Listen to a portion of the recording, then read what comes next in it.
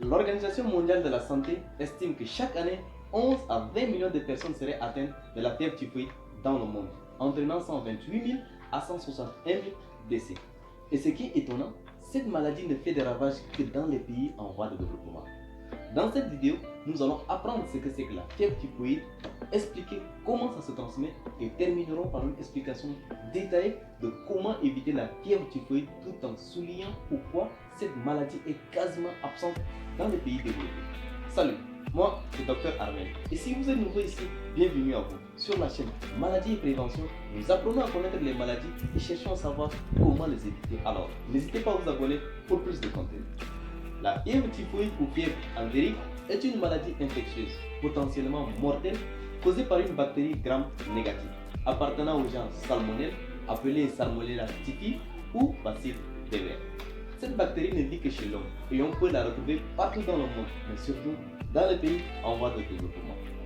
On peut suspecter une personne d'être malade de la fièvre typhoïde si cette personne vit dans un pays en voie de développement ou s'il revient d'un pays en développement, présentant des symptômes comme la fièvre, les maux de tête, de la perte d'appétit, des nausées et des douleurs abdominales. La personne peut souffrir de diarrhée, bien que la constipation puisse être plus fréquente chez les adultes. On peut également observer chez ces personnes une éruption cutanée caractéristique de la maladie. Sous traitement, la fièvre typhoïde évolue vers la guérison après une convalescence de quelques semaines. Mais en absence de traitement, peuvent survenir des complications parfois mortelles, telles que des complications cardiaques, des complications respiratoires et des complications digestives comme hémorragie et perforation intestinale. Voyons maintenant comment cette maladie se transmet. Premièrement, il faut savoir que la fièvre typhoïde est une maladie hautement contagieuse et se transmet par l'ingestion de la bactérie Salmonella typhi. Les personnes atteintes de la fièvre typhoïde sont porteuses de la bactérie dans leur circulation sanguine et dans leur tube digestif. Ces bactéries vont être excrétées par la suite dans la matière fécale et l'urine. C'est à partir de la matière fécale et l'urine que ces bactéries vont pouvoir se retrouver dans des endroits ou dans des éléments qui leur permettront d'infecter une autre personne. Ces endroits ou éléments sont par exemple l'eau, car les déjections des personnes infectées peuvent souiller les sources d'eau, les puits et les rivières. Les aliments. Les aliments peuvent être contaminés de plusieurs manières, par des manipulateurs d'aliments qui ont une mauvaise hygiène personnelle et dont les mains portent les traces de matière fécale. Les fruits et les légumes sont à leur tour contaminés par l'action d'épandre sur les cultures des eaux d'égout. Les mouches également, par leur rôle de vecteur, transportent les germes de matière fécale aux aliments. Quoique relativement fragiles, les bacilles typhiques survivent quelque temps dans le milieu extérieur et leur transmission à l'homme se fait essentiellement de façon indirecte par la consommation d'eau ou d'aliments contaminés. La transmission peut aussi se faire de façon directe par l'intermédiaire des mains sales car les mains sont souvent amenées à la bouche permettant ainsi l'ingestion de la bactérie. Alors, comment pouvons-nous éviter la fièvre typhoïde? Qu'est-ce qui a permis aux pays développés de se libérer de cette maladie? La prévention de la fièvre typhoïde passe principalement par le respect des règles d'hygiène. Les règles d'hygiène sont nombreuses. Alors, nous allons les expliquer point par point. Les règles de propriété. Tirer la chasse d'eau après chaque selle et nettoyer le périmètre avoisinant à l'aide d'eau et du chlore. Évitez de faire vos besoins à l'air libre. Évitez de vous baigner dans les piscines ou les plages si vous avez la diarrhée.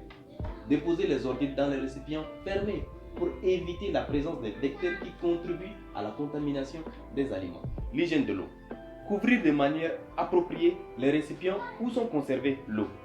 Désinfecter l'eau qu'on utilise pour boire et pour la préparation des aliments en la mouillant ou en y ajoutant un agent désinfectant fiable, du chlore par exemple. Éviter d'avaler de l'eau destinée aux activités de loisirs comme celles des piscines et des plages. Des aliments. Laver avec beaucoup d'eau ou peler les aliments et les légumes crus avant de les manger. Ne consommez que des produits laitiers pasteurisés, du lait, du fromage, du yaourt, etc. Bien cuire les aliments et les consommer pendant qu'ils sont chauds.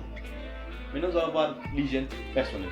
Lavez-vous soigneusement les mains avec de l'eau et du savon après chaque passage aux toilettes ou changement de couche, ainsi qu'avant de préparer ou de manger les aliments. Assurez-vous que les enfants aussi se lavent les mains.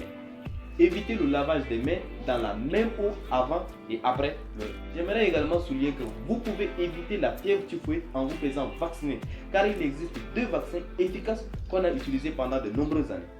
Notez aussi que les moyens préventifs ne sont pas suffisants à eux seuls pour combattre efficacement la fièvre typhoïde. Alors consultez urgemment un médecin ou un corps soignant pour des conseils et des soins en cas de symptômes.